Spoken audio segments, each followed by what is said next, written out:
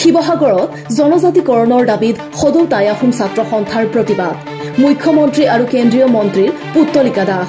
শিৱসাগৰ নগৰৰ মাছমজিয়াৰ দৌলমুখ চাৰিআলিত আজি সদৌ টাই আহোম ছাত্ৰ সন্থাই জনজাতিকৰণৰ দাবীত এক প্ৰতিবাদী কাৰ্যসূচী ৰূপায়ণ কৰে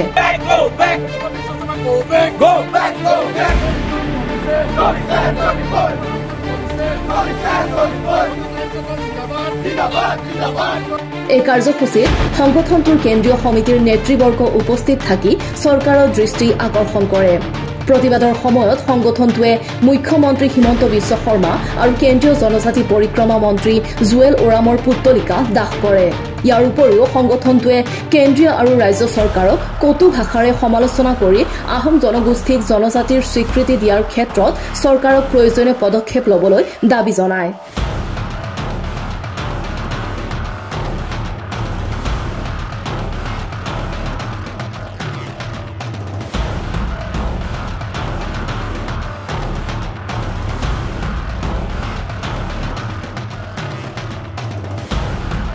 এইখন চৰকাৰ প্ৰবঞ্চনা চৰকাৰ পটাওনা চৰকাৰ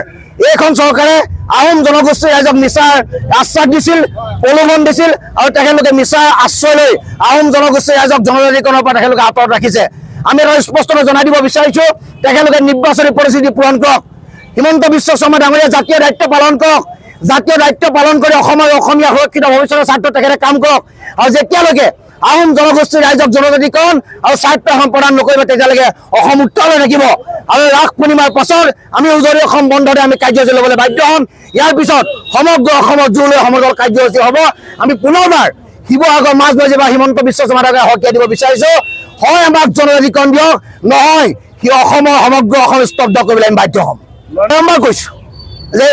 এইটো দল আৰু চৰকাৰ প্ৰবঞ্চনা দল পটাওনা দল আৰু মিথ্যাচাৰ আশ্ৰয় লোৱা দল আৰু অসম ভাৰতৰ প্ৰধানমন্ত্ৰী দলো সেই একে পথৰে প্ৰতীক আৰু এইসকলৰ ওপৰত আমাৰ আস্থা বিশ্বাস নাই ২৬ৰ বিধানসভা ইলেকশ্যন তাৰ যোগ্য প্ৰত্যুত্তৰ ৫৫ লাখ আহোম ৰাইজে দিব শিৱসাগৰৰ পৰা ফৰিদ আলীৰ ৰিপৰ্ট নিউজ এক্সপ্ৰেছ অসম।